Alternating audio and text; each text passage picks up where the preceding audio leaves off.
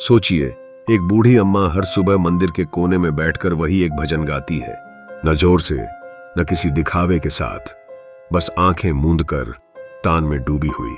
गांव वाले कहते हैं वो मूर्ति कभी किसी को चमत्कार नहीं दिखाती, लेकिन जिस दिन अम्मा की आंख से एक आंसू गिरा, उसी दिन मूर्ति से रोशनी निकली और गांव का सबसे बड़ा राज सामने आ गया।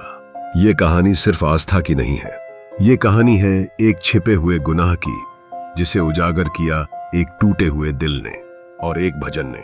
राजस्थान के सीकर जिले में एक छोटा सा गांव है, सत्यपुर। नाम जितना पवित्र लगता है, जमीन पर उतनी ही सड़ी हुई सच्चाइयां थीं।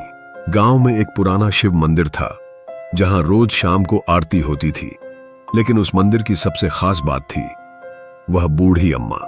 सब लोग उन्हें भजन वाली अम्मा कहते थे। न कोई नाम जानता था, न कोई रिश्तेदार। वो पिछले 15 साल से हर दिन सुबह 4 बजे मंदिर में बैठकर एक ही भजन गाती थीं। भोले शंकर दे दो दर्शन, भक्ति की ये पुकार है। गांव वाले उन्हें दिव्य मानते थे। कहा जाता था कि जब वो भजन गाती थीं तो मंदिर का माहौल बदल जाता था। लेकिन असलियत ये थी कि किसी को भी नहीं पता था कि अम्मा आई कहां से थीं। एक दिन गांव में अफरा तफरी मच गई। मंदिर से शिवलिंग के पास रखा चांदी का नाग चोरी हो गया।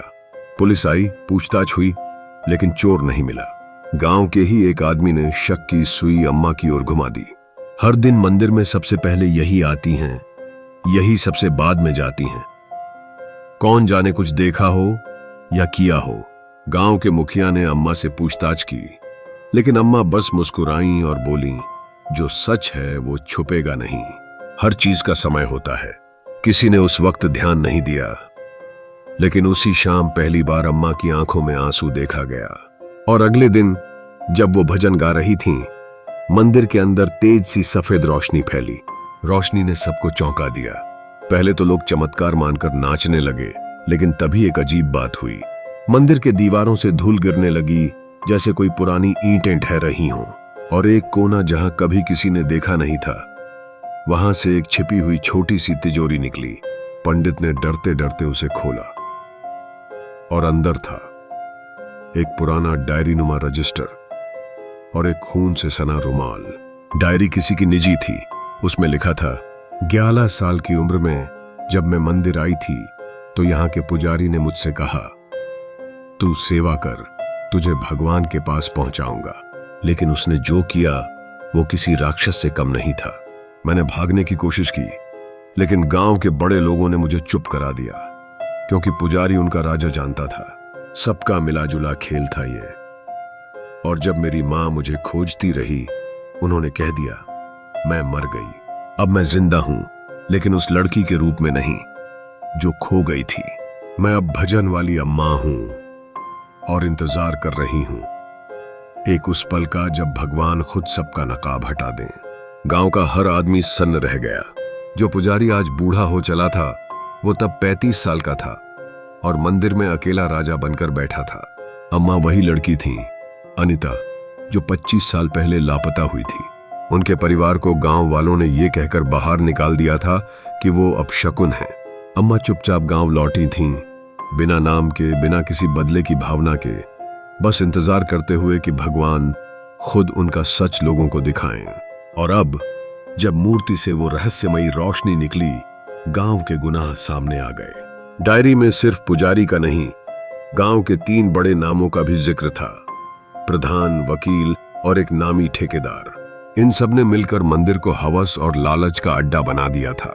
इन तीनों को पुलिस ने हिरासत में लिया। पुजारी को भी गिरफ्तार किया गया, लेकिन उसने पूछताछ में जो बताया, उसने केस को और खतरनाक बना दिया।